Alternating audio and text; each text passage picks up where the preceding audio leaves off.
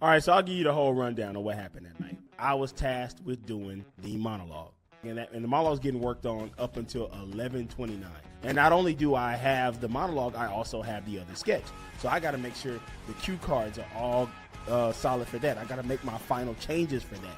I got to go and tell hair and makeup, like what I need from them, what I need from wardrobe, what I need. I have to go talk to every department. I have to produce my entire sketch. At 8 o'clock, dress rehearsal starts.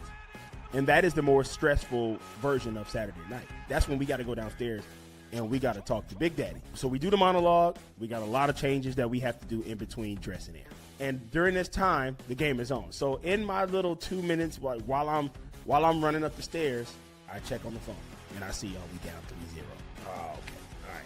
When homeboy slid in, I can't think of his name right now. When he slid in the home base with his leg up, I'm seeing that and I'm like, all right, yeah, man, they got us. And I have been saying this. Everybody's like, Carl, how are you going to watch the game? How are you going to watch Game 7? I go, I'm not going to watch it. And I'm happy that I have something else to do. And then finally, I finally get to settle down. After the monologue is over, the time starts getting easier. I got a little bit of time. I can look at my phone. Miggy Rojas hit that home run, and I saw that home run. And by this time, the show has happened. When Miggy Rojas hit his, and everybody's up in the writer's room, you'll see this when you come visit, and I just scream. And people like watching the show. But I don't care. I'm like, I can't believe this. And I got on Dodgers hat, and then I'm like, oh my God, we've come back. And then when Will Smith hit that home run, I was like, oh my gosh. But then Yamamoto comes back. I'm like, we got it. And then those final 3 outs, I'm like, so I did see that. I did see the final 3 outs. It started being this weird, serendipitous type stuff. They just got so unlucky. That catch, the Andy Pages catch over Kike. Kike thought it was over with. I thought it was over with. I work across the street from the MLB shop, and I go in there all the time. Y'all got the Dodgers championship stuff yet? And they're like, no, bro. They get mad. They're New York guys, so they're assholes. And they're like, you just got to keep waiting. We don't have it yet.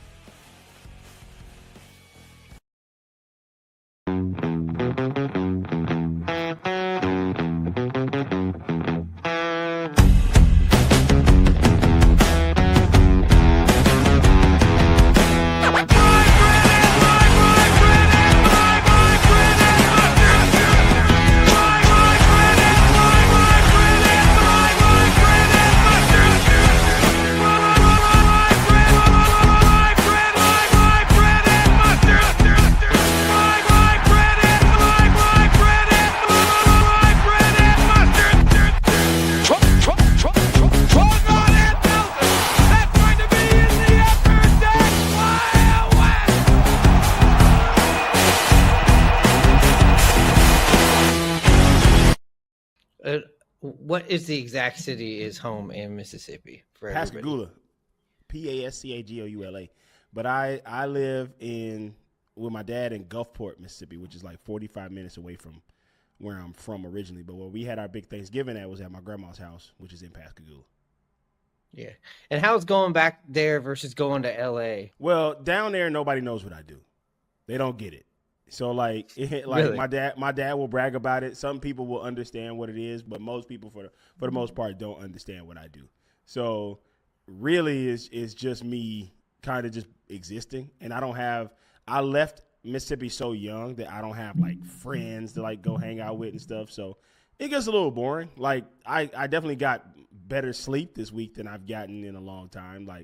Even though kind of with this job, I was telling some friends, you can't turn your brain off because you're kind of trying to find that next thing. When I went to Nashville a few weeks back, I stumbled upon an idea to write. And so now the precedent is set where it's okay, I'm going into small town America. I got to find the next idea. And you don't find that. If you thinking about it, it's like dating almost, where it's you got to wait until it comes to you. But also, it's our job to come up with ideas. So I definitely was kind of looking around, listening to people's conversations, trying to figure out there might be something I could there might be an idea I could take somewhere from here. But this week it was just kind of just hanging at home. When I go back to LA, everybody knows what I do. Everybody understands what I do. Yeah, but like when I go back home, of course, all my friends are in LA. Everybody's there, so it's a lot more hanging out with friends. My mom is there, my brother is there, and I'll see them too. But like this trip, when I go to Mississippi, it's all family all the time, and then when I go to LA, it's my normal life. So it's just me kind of getting back into my everyday routine. We talked last time you were on here, and we talked about how winning the World Series in New York, working at SNL against the Yankees was the year before. Where does this stack up, and how was this different with the back-to-back on a Saturday night that you were working? All right, so I'll give you the whole rundown of what happened that night. I had monologue that week. It was my first monologue that I've done since I've been at the show. This is, it's my year. I'm currently a year and a half at a season and a half of the show.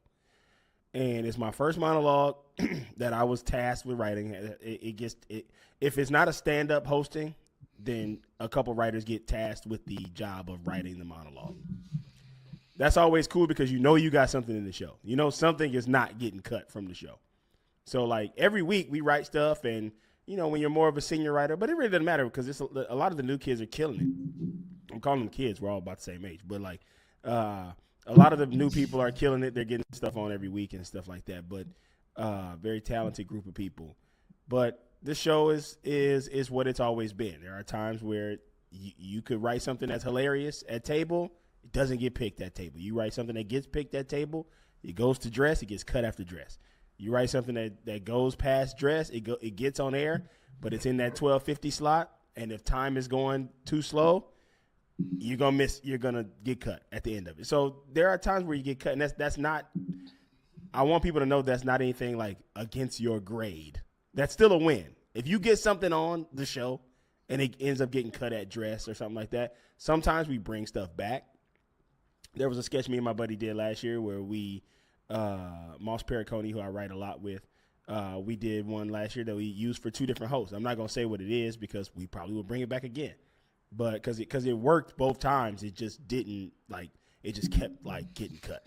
That night, I was tasked with doing the monologue, and we had to write that monologue, and the monologue was getting worked on up until 11:29 on Saturday nights. So meanwhile, this is in the meat of the game here. This is in the meat of the game because the game went long. I at a certain point, looking at that game, you go, the Dodgers are dead in the water. It's over with. These guys they came to play. They're hungry. They want it. Our bats haven't been hitting. Our pitching has been bad. Like, besides Yamamoto, like it is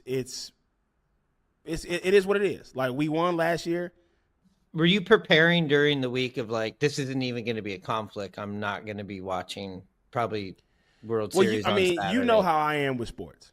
Like, I am very anxious. It gets me very anxious. I don't like to watch it. I don't even. Yeah, I always say this about you. It's like it's almost torture to you. You don't really sit there with a smile and watch the game whatsoever. You're more like Billy Bean from Moneyball. I have watched one Clippers game this season, and because this season has been so terrible, so horrible, and we keep losing in the fourth quarter, which is the worst thing for me with basketball. Like, I just don't have the blood pressure for it. But anyway, back to Saturday night. The show is running. We are ripping and running this whole time. I got to go get this done. I got to get this checked. And not only do I have the monologue, I also have the other sketch. So I got to make sure the cue cards are all solid for that. I got to make my final changes for that. I got to go and tell hair and makeup what I need from them, what I need from wardrobe, what I need. I have to go talk to every department. I have to produce my entire sketch. And during this time, the game is on. So in my little 2 minutes while I'm running up the stairs, I check on the phone and I see, we down 3-0. Oh, okay. All right. Down 3-0 through this many innings. Like, man, this is done with. But we pulled it off last year, so it could still be a thing that you pull off. To keeping that going, keeping it and then I finally get to settle down after the monologue is over. In between, because the game started, I want to say it was a 7:00 Was it a 7:00 game? No. It was an 8:00 start Eastern time. So we on the same time level. At 8:00, dress rehearsal starts. And that is the more stressful version of Saturday night. So, cause that's when we got to go downstairs and we got to talk to Big Daddy. You know what I'm saying? Like I'm sitting right next to Lauren and he's giving me his thoughts on the sketch. You know what I'm saying? And these are notes that I have to take before it goes into the show. But so we do the monologue. We got a lot of changes that we have to do in between dress and air. And I have been saying this. Everybody's like, Carl, how are you going to watch the game? How are you going to watch Game 7? I go, I'm not going to watch it. And I'm happy that I have something else to do. And then all of a sudden, the time starts getting easier because we go upstairs, we make the monologue changes, and then I have to go back downstairs for Hockey PSA. Hockey PSA is later in the show that night. So, but it did really well at dress. So at that point, and this could change, but when you're sitting under the bleachers with Lauren and the other producers and your sketch is doing really well, you can hear the audience upstairs really enjoying your sketch, you go, okay, I think I'm safe for the live show, and I also think I'm going to get moved up in the lineup. And that's what happened. Like, you know you're safe, especially when his notes are like, change your hair. And like he'll have a note like that, you know, like he'll have a note that's like, you cooking with Crisco if his note is not something fundamental about the sketch. If it's something fundamental about the sketch, you go, well, see you next week, you know, like, but if it's something like, I don't like the wig she's wearing. Okay, easy fix. I'll go run the hair and say, hey, can you bring it down? He doesn't like that. He thinks that wig is too over the top or something like that. He doesn't like stuff like that. He doesn't like crazy wigs and stuff. And so, like, that was one of his notes was like, they need to bring their performances down. Like they're being too over the top. And I went, okay, I'll go tell him that. But the sketch was doing so well that it's kind of like, all right, we're in good shape. And so at this moment, and during that sketch, because it was so cut and dry, there wasn't like a lot of moving parts to it. I didn't really have to make too many changes. It was like little slight line changes. I'm going to cut this here because you always want to cut. You always want to make something shorter. So when it goes at dress, even if it's only 4 minutes long, you want to make a huge cut to try to get it to where it still works. And a lot of people go, SNL sketches never have endings. And it's like, well, that's not necessarily true. But if you watch the later sketches, sometimes the endings are wonky because we probably have had to cut a insane piece out of it to make sure that it still gets on the air. Mm-hmm. Like, so we had to cut, like, a lot of jokes get cut. A lot of stuff gets sacrificed. And then it kind of ends in a way that's like, wait, what? Like, you know? So basically, I went upstairs, made a couple cuts. We did the monologue changes. I got a little bit of time. I can look at my phone. And now I was going to say now on the timeline, because I have the box score pulled up here. I'm just going off of maybe like an hour or so. Now we're looking at, I want to say a 4-2, maybe a 4-3. You're jumping back into it right around what, 6th, 7th, 8th inning? When homeboy slid in, I can't think of his name right now. When he slid in the home base with his leg up. Oh yeah, that was it right there. That was I'm seeing that and I'm like, all right, yeah, man, they got us.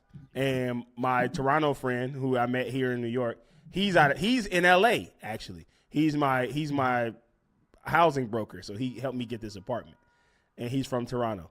He's talking cash shit to me. And I go, all right, man, y'all enjoy it. It's been a lot of years for you. Because, this is the only front-running team I root for. I'm a Saints fan and a Clippers fan. The Dodgers is the only time I get to kind of be a sports asshole. Yeah. And I honestly, I was drinking the Kool-Aid this year because I started feeling but see, even my friends were like, you're not prepared. You're such a sports underdog that you're not prepared to be the most hated guy in sports. I was like, well, that's different because I am a Clipper fan, which Clippers are the most hated team in basketball for no reason, though, because we don't win.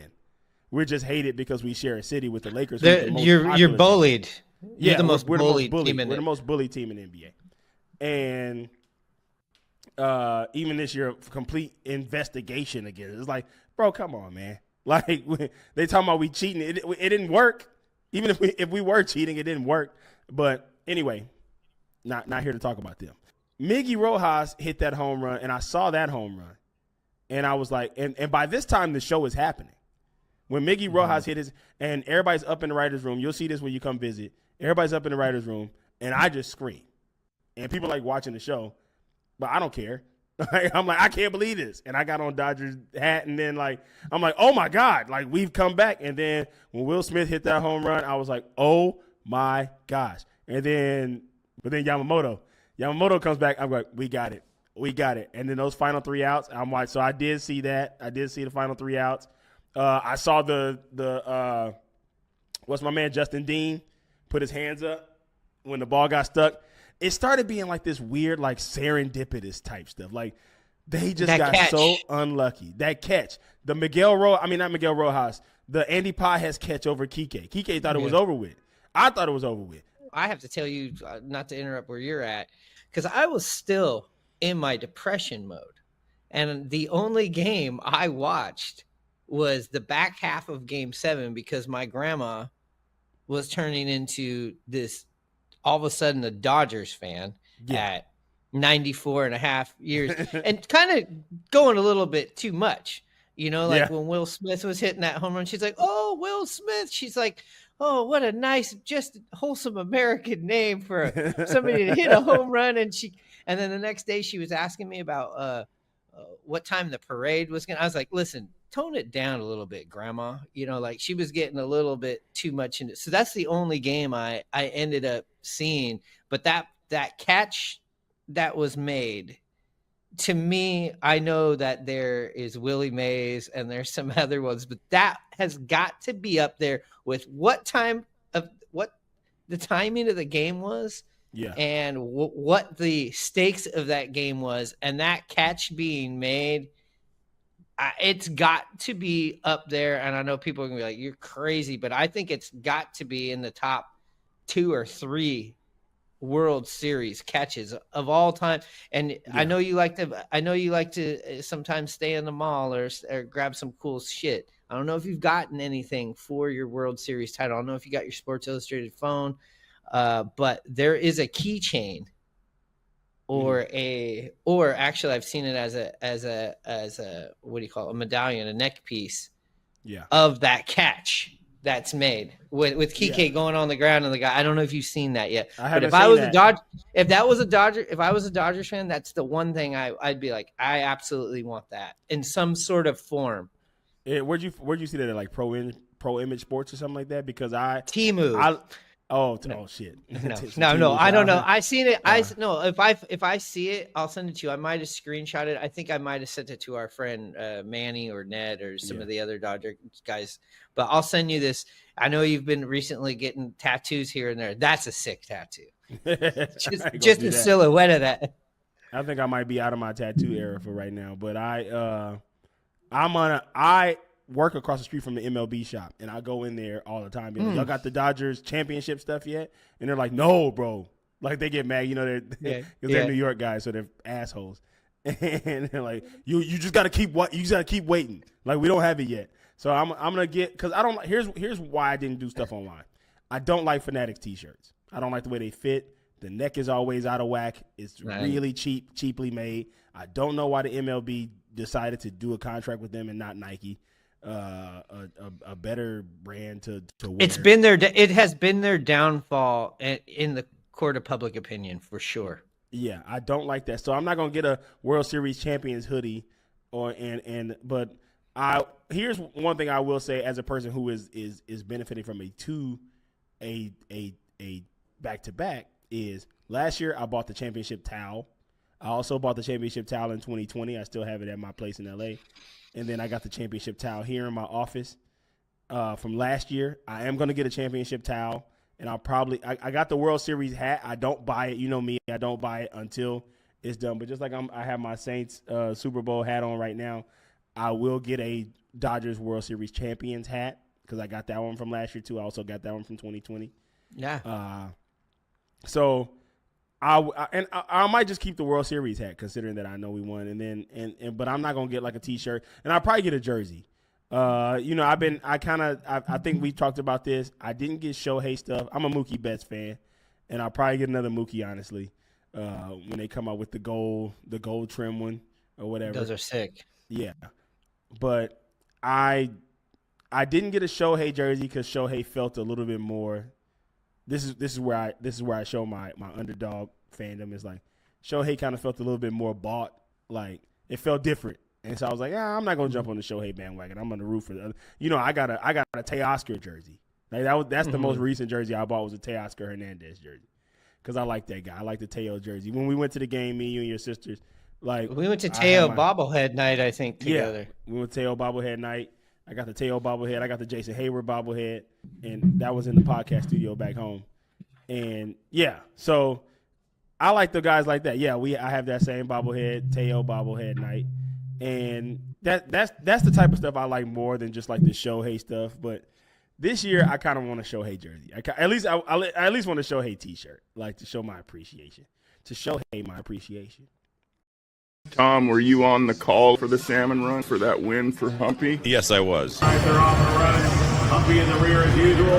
And there was a little scrum among the other three. He was way behind, and all of a sudden they got into a little tussle, all three of the other fish, and history was made. Yes. How was that moment in the park? That got about as big a round of applause as Polanco's walk-off. No, everybody loved it that he got the win. Perfectly timed. Perfectly timed, yes. And it was, would have never happened had we not gone extra innings. It was kind of like, well, what are we going to do now? Let's have another salmon run. And then it's like, Humpy wins it. So it was pretty fun. Yeah, baseball fans and ex-players and players are very superstitious. So I do believe with Humpy getting their first win, it quite possibly could have been the trigger to finally get a run across. A couple of people said Humpy should win every race from here on out. The real key to this was that Humpy won. Remember, there's no waitress. Let me ask you this, because I didn't notice it offhand. Is Rowley one of these fucking con men pitch framers? He's pretty good at it. Yeah, he's not a con man. That's what you call a platinum glove catcher. Me and my dad watching, it makes us fucking sick to our stomach. How many pitches these guys are catching. My dad said if he was the umpire, he would say, if you do that shit, I'm calling it an automatic ball. Strike three called again off the plate. No, I think it's good, but I think you're a shitty umpire, and if a guy brings the glove way across and that's affecting you, you shouldn't be an umpire. You see the ball that crosses the plate, not where he catches it and moves it, so... Because the catchers have been framing since, forever. Carlton Fisk, all these old-timers, Johnny Bench. They used to try to get an extra inch or two.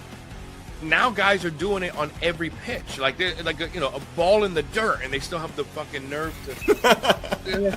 And it's me as a watcher, it makes me sick.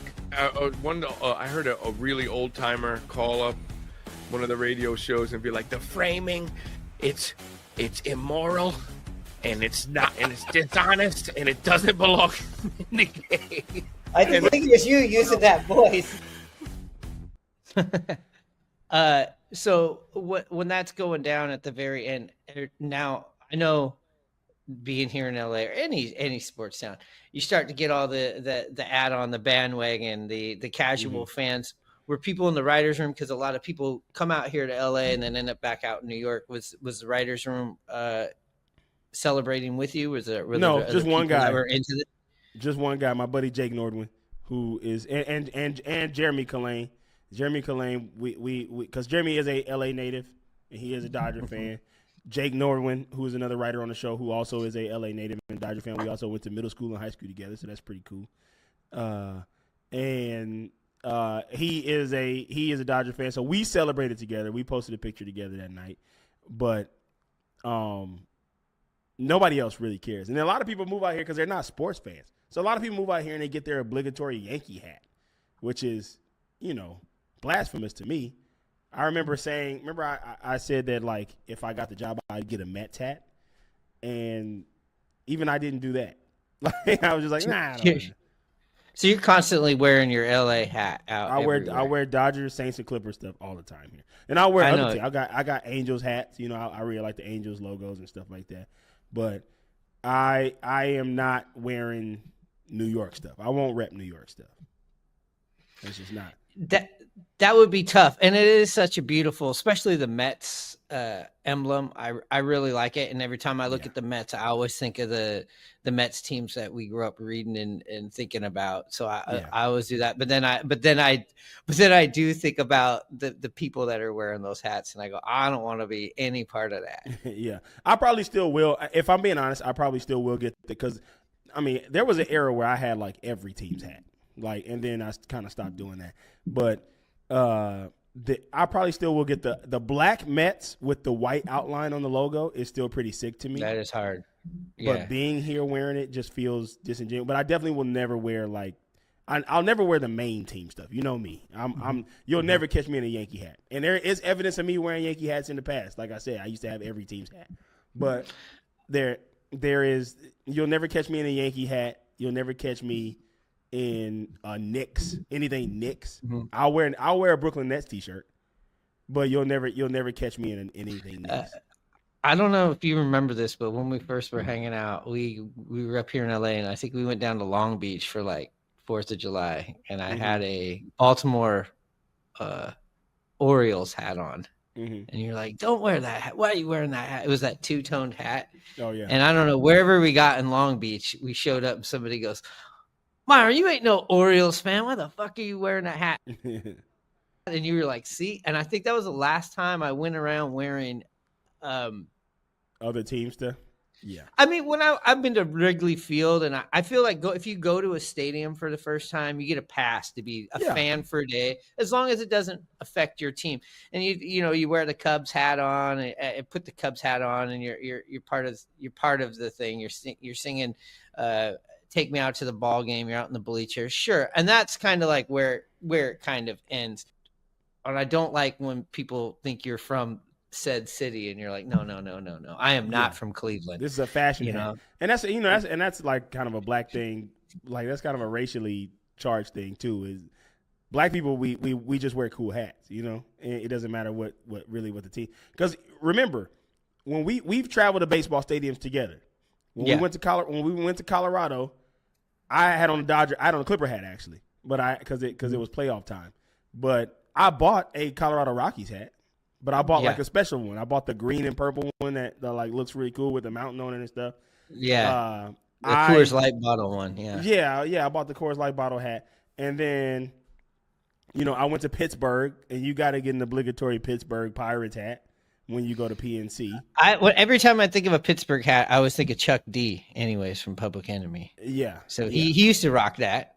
I don't know what his tie to them is because he's a New York guy, but I think it was just the hat. It was just like, people just had the hats that they wore. He also wore Raiders and when he was wearing it, that's when Bonds and Bonilla and the Pirates were really good in the late 80s. So that's probably why he was wearing it. We got 4-time Gold Glove winners, 3-time All-Star, 2-time Silver Slugger. And look, the reason why I bleached my hair back in the 2000s. What's up, Brett? I love it. I love it. You had the hair, huh? That was like my college look. That was my thing. My kids still tease me about it. They said, Dad, why don't you go bleach your hair? I said, Dad's getting a little old for that. I said, that was just a phase I went through. It was kind of a shtick. And I used to tell people when I bleached my hair, I said, the city expects it. So just don't worry about it. Get out of my way every 3 weeks. I had my routine. Did you get your hair done by somebody here? I did. No, I did. I had a young lady who would come to the ballpark, actually. And I had a barber chair. It was a hair bleaching station. And there was a couple guys on the Mariners that would get it done too. But every 3 weeks she would come in. We had a little office space off the clubhouse, and I'd get it done. So that was fun. It brings back pretty cool memories. We didn't get put through The Bachelor or Bachelorette with Josh Naylor. We don't have to spend the next 2-3 weeks of maybe when the shoe would drop on a player and having to produce episodes talking about the gut-wrenching feelings of him talking to other teams. I'm just glad that we don't have to go through the twists and turns and the trials and tribulations and the soap opera of like a Scott Boras agent in here making this a gut-wrenching, edge of your seat, losing sleep if we're going to lose this guy. Well, that's the one thing, too, that's so nice about him. He's real with you. He's genuine. You can tell he's not blowing smoke up your ass. We do got to talk about a little bit of Mariners shit. So you were pretty disappointed about the Mariners not getting to the World Series, because we were prophesizing the whole Mariners Dodgers. I think that was the one of the bigger heartbreaking things for me. Was I was like, wow, this is going to happen. I'm going to have It LA, finally was going to happen. We finally were going to get our I live 3 miles from the stadium here in LA. I live 3 miles from the stadium when I'm in Seattle. This is going to happen. This is going to finally be part of our friendship that we've talked about, having, a major championship game, because we actually met right after the Beastquake. Marshawn Lynch, Seattle Seahawks upset of the then world champion Saints. So this would have been a nice little topper. But the way that the Dodgers are, they are the team to beat, and I feel like they're going to be part of three-peat. But you were bummed out about the Bears. You gave me like a week or so before you even called me about that. And but the other disappointment I was going to say was but I understand, and I've kind of taken a little bit of heat of being like, I get why Judge won, but it was a little bit of a bummer with Cal Raleigh not winning the MVP. How'd you feel about that? Yeah, I thought he deserved it. But when you got guys like Judge and Ohtani, it's going to be hard to break that. Even when you do what Cal Raleigh did this year, it would have been cool and fun to see Cal Raleigh win it. But I think when those guys got numbers like that, you kind of just got to go, well, charge it to the game. You know what I mean? Yeah, my argument of it was for Judge winning, and I started to see it this way, was that because Cal Raleigh was a catcher, that's why it was so close. Because if you just put those numbers next to each other, you get out the spreadsheets, you get out the calculators, you're like, oh, God, nobody's done what Judge has done, but nobody's done what Cal Raleigh's done. And I kind of just equated it to like the Oscars.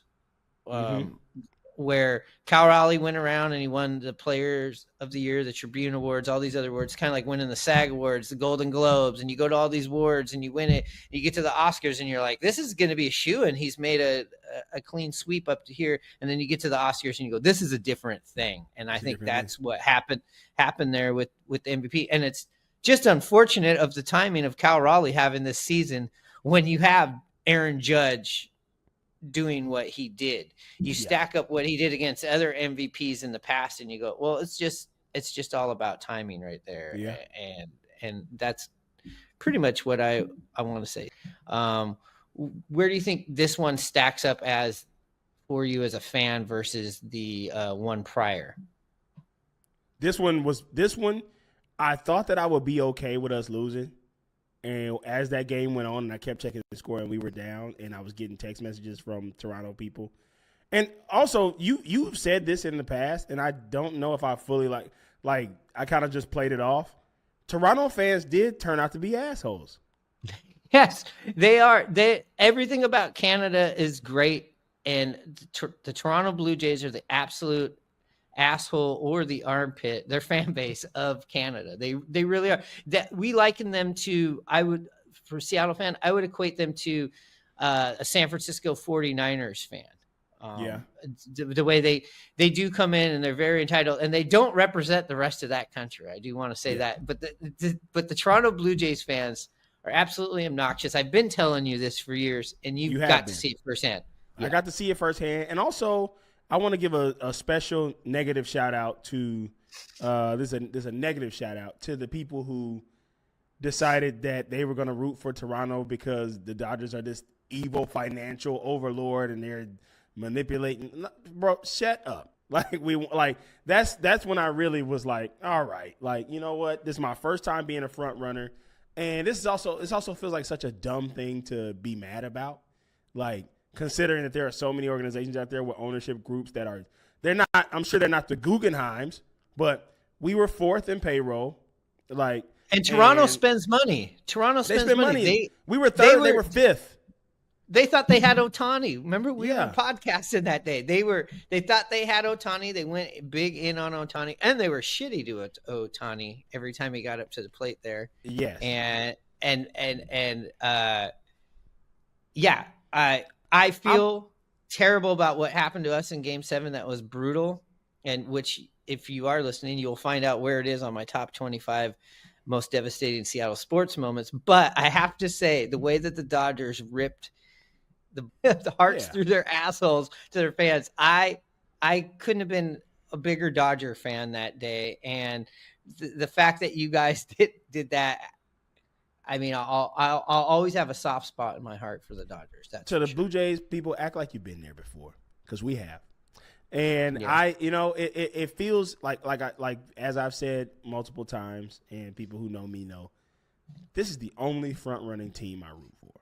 And let me tell you, when people are I get it now. To the Patriots fans who I've gone nuts over, but you know what though, when a team is a perennial winner, like during that Tom Brady run, of course I hated it. The country hated it. I hate the Chiefs right now. I don't love the Eagles. Like it's all about how you fit into that. I will give this to Kansas City fans. They have not completely turned into assholes yet. Eagles fans have always been assholes. They're always going to be, whether they win or lose. Chiefs fans have relatively kept it pretty humble in a way. It was like they're acting like they've been there. I don't like the Chiefs. I just don't players. feel like I interact enough with Chiefs fans. Exactly. That's the thing. Remember during the Patriots years, we had our friend Will, and Will was like, why are you such a big? You from Florida? Why are you a big Patriots fan all of a sudden? Like Patriots fans, it just came out of the woodwork and went nuts. And it like just times like that where it's like, okay, but now that I'm on this side of it, and people are just like making these excuses as if we like in a way cheated, I guess it didn't help us. The game that was played on the court, on the field, we could have lost that. We didn't win because of money we spent. We didn't all of a sudden at the end of Game 7 go, hey, we got to spend some more money. No, we went out there with the players that we had. They didn't perform for how much money we shelling out. They didn't perform. Also, they didn't want Mookie. They didn't want Mookie Betts. Boston didn't want Mookie Betts. Don't be mad at us for getting him. Be mad at Boston for not wanting him. Well, the thing that the Dodgers did was they didn't play exceptional throughout the playoffs. They just played steady. They just went like this, where the rest of the teams had peaks and valleys, and they just went straight ahead. And as far as that Game 7, you're right. They just won maybe one of the best played baseball games that's ever been played in all of the time of baseball. In the history of baseball, that game was arguably the best game that was ever played.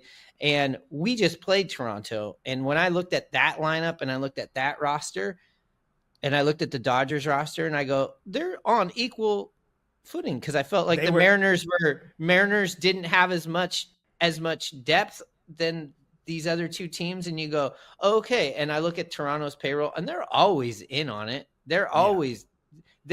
Toronto could lose a series or have a terrible season like they did the year before where they were in last place. Mm-hmm. And they'll have a chance to do what they do every year because that's the way their ownership is. So any Toronto Blue Jays person that points the finger at what the Dodgers are doing it's the same as a Yankees or any of the big spenders going like, no, you did the same thing. You just weren't successful. You lost. You lost. The Blue Jay loose. The Blue Jay loose. There you go. Right. They lost, and that's the part. We could have said good game. We could have said GGs, man. But they acted an ass, and they talked about the payroll, even though they only 2 notches below us in payroll, and they were the best team in baseball. When Blake Snell in that interview said they got lucky, they went insane. Talking about how they've been the best team in baseball all this time and how Game 7 is about to be a mollywop and how Blake Snell should have never said what he said, which I didn't even fully agree with what Blake Snell said. He's got to talk himself into what he needs to talk himself into. He's the one that's pitching. I'm not. But when he said that was like national news that day with people like all of a sudden just turning on the Dodgers because he said they got lucky. Well, they didn't get lucky in Game 7. The Blue Jay loose. And even if we don't make it back to a 3-peat, which I'm good with where I'm at right now. That'd be cool, but it's kind of like that. That's where my not ever experiencing this in other sports kind of kicks in, where it's like, all right, I don't know.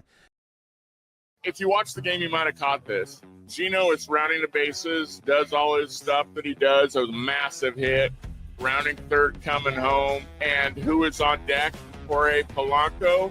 You're expecting to get some dap. You got some from Cal. And coming out of the dugout, you see Josh Naylor. Did he get Eugenio any dap? Absolutely not. He was up early just before him. He goes to the on-deck batter, Jorge Polanco, and talks to him about what he's seeing from that pitcher. It got me so jacked up, even though it was a big-time home run from Eugenio. Just to see that I don't care that you just hit that home run. To see that you went to the on-deck batter to talk strategy about what you're seeing. You're a fellow left-handed hitter. Yeah. Blanco was just totally involved what Naylor was saying. It's something I noticed, and it absolutely got me pumped. Just try to play baseball. I just like to wake up, come to the field, work hard, win a game, go home, repeat. And now here's where I'm at now. I know we wrapping up, but I gotta say this. This is where my underdogness comes in. Because I believe and you have a rooting interest in this conversation to disagree with me, and we can talk about this. I believe that the Rams are destined to win the Super Bowl this year. And I just can't see nobody beating them. And I know y'all are good. I just don't believe in Darnold in the playoffs. And he's a great regular season guy, but I don't believe in him in the playoffs. And I think when I watched that Matt Stafford, Devontae Adams connection the other day and how the defense is playing, and I'm looking at everybody else. I'm looking at the Eagles are taking a dive right now. I'm looking at the Chiefs going down, the Ravens going down, the Bills ain't that good. And I'm just going, the Rams got it. If the Dodgers, who have won back-to-back, and then the Rams win, the Lakers, I don't believe are going to win a championship this year. I don't believe they have that power, but they are rolling in the regular season right now. This is going to be terrible for me as a Clipper fan because they're all going to point the finger at the worst organization in L.A. And so I am not excited for that. So I kind of want the Rams to lose. I do agree that. Wow, I definitely want the Rams to lose because I don't like the Rams. But I agree with you as far as that the Rams are the team to beat. And now my hopeless Seattle romantic heart hopes that you're wrong about this, of course, just like you said. But you point out something huge. We got to see Sam Darnold prove it to us, because if you look at the 3 losses that the Seahawks have had, the Rams game, not a good game. I was there. He tried to ruin my birthday. The signing of Josh Naylor fixed it. Okay. Yeah. But you look at the Tampa Bay game, had a great game, but it was his mistake at the end of the game in those moments, that was the difference. Yeah. You go back to game 1, which I know is just a preseason game that counts on your record, but he also had the same situation with the Niners. So his 3 losses, and at the time Tampa Bay was, I think, might have had the best record or tied at the best record. They were playing really good. Baker Mayfield was playing at the top of his game. So the 3 games that you have lost to, your quarterback has either made some pretty bad mistakes down the stretch and or just had a game like he had here in LA. But here's the thing. The Seahawks could have won all of those games in the last minute right there. So they're right there, yeah. But I do feel like the Rams are a bit more polished. They don't make the mistakes. Sam Darnold, just if he could learn how to take a sack now and then, you can't be tied for the league lead in interceptions and make anybody else scary. But well, we'll get you out of here. I did have one SNL question. I will. What was it like working with Sabrina Carpenter? What was it like working with Sabrina Carpenter? She was great. She was awesome. She'll be back. She'll be back as host. She was awesome. I wrote the Boys podcast sketch that week. I wrote that with Asha Ward and Will Steven, and it went over pretty well. People liked it, and she was great. She was an awesome host and great musical guest. All right. Well, thanks for coming on. We'll check in with you. Now we've had your start of the SNL season. We've now had your the first quarter's over. We'll talk to you maybe sometime. We got 3 more episodes in the first quarter. Yeah. Oh, you got 3 more in the first quarter. Yeah, we got Melissa McCarthy this week. We got that's going to be huge. Josh O'Connor next week. And then for Christmas, you know who? Shariana is what they're calling it. That's what the press is calling it. The Shariana episode. Ariana Grande and Cher is the musical guest. What's Cher gonna sing? Never seen Cher. I have. I've actually been in a cafeteria with her. When I first moved to Los Angeles and I was going to school at Cal State Long Beach, I was getting temp jobs and I worked for Cirque du Soleil. Mm-hmm. And I worked in this VIP tent and I went on like my lunch break or whatever. And I was in this trailer mess hall kind of thing to eat. And there was me and one other person, and that other person was Cher. Yeah. And that was crazy. It. That was it. It made eye contact with her and everything. I mean, it was like that. I just moved to Los Angeles and it's just me and her in about 20 feet, just me sitting there eating some ratatouille. All right. Well, we'll check in with you here soon, but thanks for coming on. Dope. Sounds good. Thanks for having me. That's going to be the ending of our show this time. Nothing special.